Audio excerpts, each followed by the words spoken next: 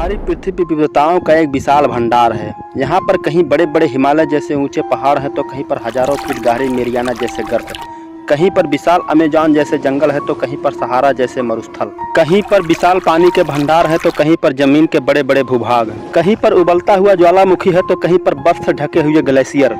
इस सब विविधताओं के बीच अगर मैं यह कहूं कि आज हम जिस जगह पर हैं वह आज से करीब 450 करोड़ साल पहले लगभग 8000 डिग्री सेल्सियस तापमान से उबलता हुआ लावा का समुद्र था, या यूं कहें कि पूरी पृथ्वी लाखों साल तक बर्फ से ढका हुआ एक बर्फ का गोला था, ये दोनों बातें सत्य हैं।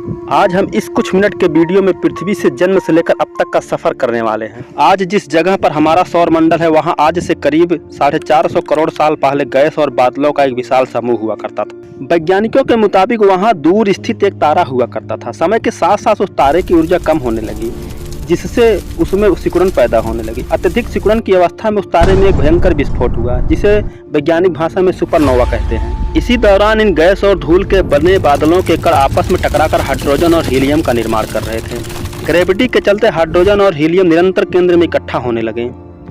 इस भयंकर विस्फोट के कारण वहां मौजूद धूल और गैस से बने हुए बादलों में बड़ी तेजी से हलचल होने लगी, जिसके कारण इन बादलों में रेडियो एक्टिव पदार्थों का निर्माण होना शुरू हुआ। ये रेडियो एक्टिव पदार्थ ग्रेविटी का निर्माण कर रहे थे। अत्यधिक ग्रेविटी के चलते केंद्र का निर्माण हो रहा था।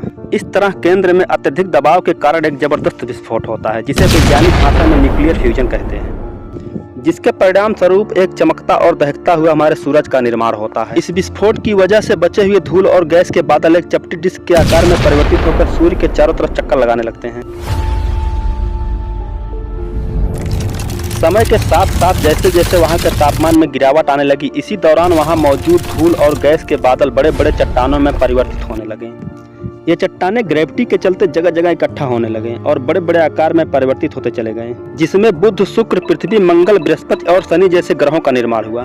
क्योंकि सूर्य का गुरुत्वाकर्षण अधिक होने के कारण ये सभी ग्रह सूर्य का चक्कर लगाने लगे। वैज्ञानिकों का मानना है कि इन सभी ग्रहों के बीच एक और ग्रह का निर्माण हुआ था, जिसका नाम था थिया। थिया ग्रह पृथ्वी और मंगल के बीच में रहकर सूर्य का चक्कर लगा रहा था। इसी बीच पूरा ब्रह्मांड बड़ा ही अशांत था। चारों तरफ एस्ट्रॉइड की बरसात हो रही थी। ये एस्ट्रॉइड करोड़ों साल तक पृथ्वी पर निरंतर गिरते रहे। साथ ही साथ ये बड़े बड़े एस्ट्रॉइड थिया ग्रह पर भी गिर रहे थे। लगातार इन एस्ट्रॉइड के गिरने की वजह से थिया ग्रह पृथ्वी के पास आने लगा और एक समय ऐसा भी आया जब ये दोनों ग्रहों में जोरदार टकराव हुआ। टकराव इतना भयंकर था कि पृथ्वी कई टुकड़ों में बढ़ गया और थिया ग्रह कंप्रेस होकर पृथ्वी में मिल गया। बचे हुए पृथ्वी के टुकड़े पृथ्वी के चारों तरफ चक्कर लगाने लगे। इनमें से निकले हुए टुकड़े समय के साथ साथ इकट्ठा होने लगे और इस तरह हमारे चांद का निर्माण हुआ। इस दौरान पृथ्वी पर भारी उल्कापिंडों की बरसात हो रही थी। ये उल्कापिंड अपने साथ भारी मात्रा में खनिज, मिनरल और नमक लाए थे, जो हमारी पृथ्वी पर लगातार गिर रहे थे। चूंकि पृथ्वी की सतह अत्यधिक गर्म होने की वजह से ये वाष्प बनकर ऊपर चले जाते हैं और वहां पर ये वाष्प संघनित होकर बादल का रूप धारण करते हैं और वापस पृथ्वी पर बारिश करते हैं। यह प्रक्रिया करोड़ों साल तक ऐसे ही चलता रहा और एक समय ऐसा भी आया जब हमारी पृथ्वी पूरी तरह जलमग्न होकर लगभग ठंडी हो चुकी थी। इसी दौरान पृथ्वी के केंद्र में मौजूद उबलते हुए लावा और मैग्मा बाहर आने का रास्ता ढूंढने लगे और इस तरह जगह जगह भयंकर ज्वालामुखियों का विस्फोट शुरू हुआ। इन ज्वालामुखियों से निकले हुए पदार्थों से पृथ्वी की सतह का निर्माण हो रहा था, जिसे हम आज क्रस्ट कहते हैं। ये वही क्रस्ट है जिस पर हम रहते हैं और अपने जीवन यापन के लिए तरह तरह के अनाज उगाते हैं। साल बीतता गया। वक्त के साथ साथ पृथ्वी का वातावरण स्थिर होने लगा। अब ज्वालामुखी निकलना बंद हो गए थे और उल्कापिंडों का गिरना भी कम हो गया था। यह वही समय था जब समुद्रों में सूक्ष्म जीवों का निर्माण होना शुरू हुआ। लाखों साल बाद एक वक्त ऐसा भी आया जब ये सूक्ष्म जीव अपने भोजन के रूप में समुद्र में मौजूद खनिज और मिनरल्स को लेने लगे और ऑक्सीजन को छोड़ने लगे। यह सिलसिला करोड़ों साल तक ऐसे ही चलता रहा। इस तरह इन सूक्ष्म जीवों द्वारा अधिक ऑक्सीजन छोड़े जाने की वजह से पूरी पृथ्वी ऑक्सीजन से भर गई और अधिक ऑक्सीजन बढ़ने की वजह से पृथ्वी पर मौजूद ये सूक्ष्म जीव अब मरने लगे। यह सिलसिला करोड़ों सालों तक ऐसे ही चलता रहता है। करोड़ों साल बाद पृथ्वी के अंदर मौजूद टेक्टोनिक प्लेटों का टूटना अब शुरू हो जाता है। उसमें से निकला लावा और मैग्मा लाखों साल तक ऐसे खुला उबलता रहता है, जिसके परिणाम स्वरूप पृथ्वी के वायुमंडल में कार्बन डाइऑक्साइड की मात्रा अत्यधिक बढ़ जाती है। अत्यधिक कार्बन डाइऑक्साइड बढ़ने की वजह से पूरी पृथ्वी पर एसिड की बारिश होने लगती है। सूर्य की रोशनी पृथ्वी पर न पहुंचने की वजह से पूरी पृथ्वी बर्फ से ढक जाती है। फिर लाखों साल बाद पृथ्वी के अंदर हलचल होना शुरू हुआ, जिसके कारण एक बार फिर ज्वालामुखियों का निर्माण होना शुरू हुआ। इन ज्वालामुखियों से निकले हुए गर्म लावा और मैग्मा पृथ्वी पर जमे हुए बर्फ को समय के साथ साथ पिघला रहे थे। इसी दौरान बचे हुए सूक्ष्म जीव मौसम के साथ साथ परिवर्तित हो रहे थे। इसी समय इन ज्वालामुखी से निकले हुए कार्बन डाइऑक्साइड एक बार फिर पूरी पृथ्वी को ढक लेते हैं, जिसके परिणाम स्वरूप पूरी पृथ्वी एक बार फिर बर्फ से ढक जाती है।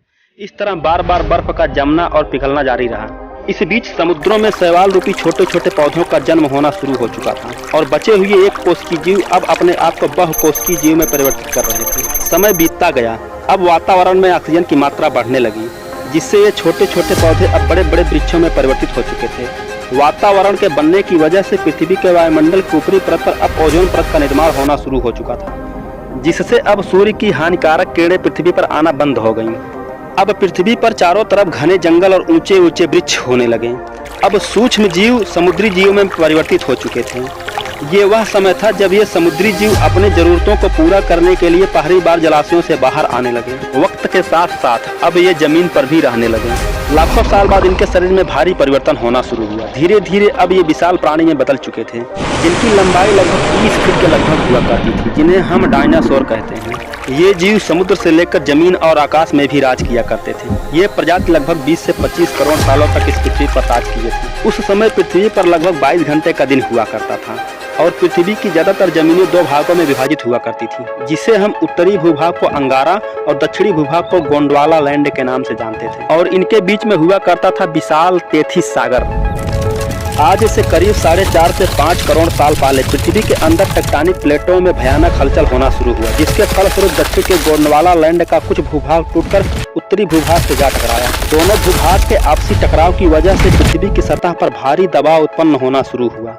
भारी दबाव की वजह से इनके सतह ऊपर उठने लगे और इस तरह एक विशाल पर्वत श्रृंखला का निर्माण हुआ, जिसे आज हम हिमालय के नाम से जानते हैं। समय के साथ साथ इन भूभागों में और भी कई टुकड़े होते चले गए, जिसे आज हम अलग अलग महाद्वीपों के नाम से जानते हैं।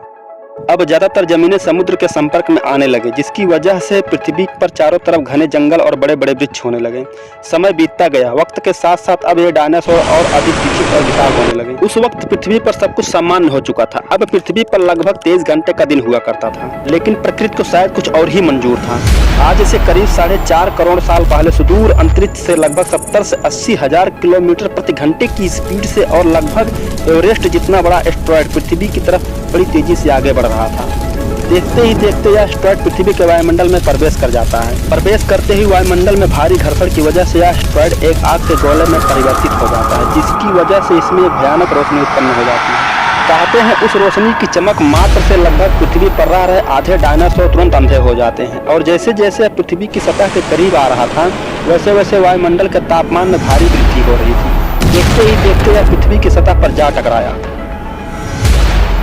यह टकराव 10,000 परमाणु बम एक साथ गिरने जैसा था। इस टकराव की वजह से क्षण भर में पृथ्वी की सतह का करोड़ों टन धूल मिट्टी वायुमंडल में फैल जाता है। साथ ही साथ इसमें से निकले हुए कार्बन डाइऑक्साइड पूरी पृथ्वी को एक बार फिर ढक लेते हैं।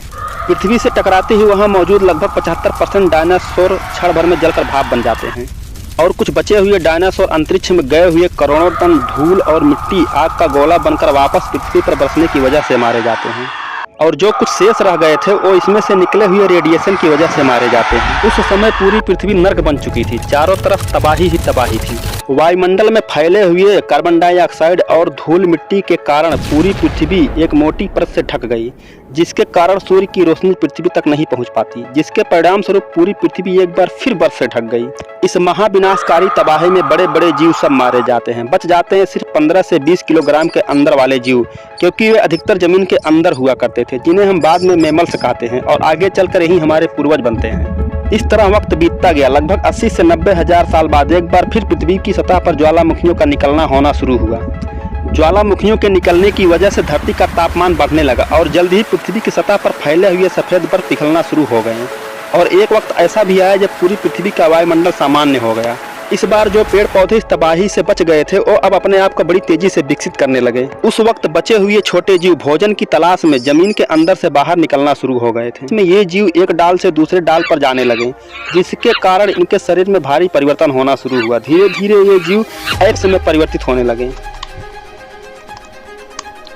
समय बीतता गया। आज से करीब 40 लाख साल पहले धरती के टेक्टोनिक प्लेटों में एक बार फिर हलचल होना शुरू हुआ, जिसके परिणाम स्वरूप अफ्रीका महाद्वीप में भारी पर्वत श्रृंखला का निर्माण होना शुरू हुआ, जिसे हम ईस्ट अफ्रीकन रिफ्ट वैली के नाम से जानते हैं। इस अफ्रीकन वैली के निर्माण से मौसम में भारी परिवर्तन हुआ, जिससे अफ्रीका के घने जंगल सूखने लगे। अब इन पेड़ों पर रह रहे एप्स पहली बार धरती पर अपना कदम रखना शुरू कर दिए। भोजन की तलाश में अब ये एप्स एक जगह से दूसरी जगह जाना शुरू कर दिए। वक्त के साथ साथ अब ये दोनों पैरों पर चलना सीख गए। धीरे धीरे अब ये समूहों में रहने लगे। इन्होंने पत्थरों से हथियार बनाना और आग पैदा करना सीख गए। समय के साथ साथ अब ये एप्स से होमो सैपियंस बने, जो आगे चलकर हम एक पूर्ण विकसित मनुष्य के रूप में परिवर्तित हुए। अब हम खेती करना सीख गए थे। यातायात के संसाधनों को पूरा करने के लिए हम जानवरों का इस्तेमाल करना शुरू कर दिए थे। धीरे धीरे हम पहिए वाला गाड़ी बनाना सीख गए थे। वक्त के साथ साथ आज हम टेक्नोलॉजी का विकास किया, जिसकी मदद से हम चांद और मंगल जैसे ग्रहों पर जाने में कामयाब हुए। रहने के लिए बड़े बड़े शहरों को बसाया। अपने ज़रूरतों को पूरा करने के लिए हमने बड़ी बड़ी इंडस्ट्री लगाएं। आज हम अपने आप को यह कह सकते हैं कि इस पृथ्वी पर अब तक खोजी गई सबसे विकसित और बुद्धिमान प्राणियों में से एक हैं। इस पृथ्वी को आज जैसा बनने में करीब 450 करोड़ सालों का समय लगा और हम मनुष्यों को बंदर से इंसान बनने में लगभग 1 लाख साल का समय लगा। मगर अफसोस, पिछले कुछ दशकों में जितना हमने इस पृथ्वी को नुकसान पहुंचाया, शायद आज तक किसी दूसरे जीव ने नहीं पहुंचाया है। एक बार हम इस पृथ्वी को फिर से गर्म करने लगे हैं और जगह जगह कार्बन डाइऑक्साइड छोड़कर वायुमंडल को जहरीला बना रहे हैं, जिससे ग्लोबल वार्मिंग का खतरा बढ़ रहा है। ग्लेशियर पिघल रहे हैं, ओजोन परतों में छिद्र होना शुरू हो गया है। अगर इसी तरह सब कुछ चलता रहा तो वह दिन दूर नहीं जब पृथ्वी पर एक बार फिर भारी जलवायु परिवर्तन का सामना करना पड़ सकता है। सो दोस्तों, आज के लिए बस इतना ही। अपना ख्याल रखें और साथ ही साथ इस प्रकृति का भी ख्याल रखें। अगर जानकारी अच्छी लगी हो तो कृपया इस वीडियो को लाइक करें, शेयर करें और हमसे जुड़ने के लिए चैनल को सब्सक्राइब करें। फिर मिलते हैं किसी अगले वीडियो में किसी अगले दिलचस्प टॉपिक के साथ। तब तक के लिए नमस्कार। वीडियो देखने के लिए धन्यवाद।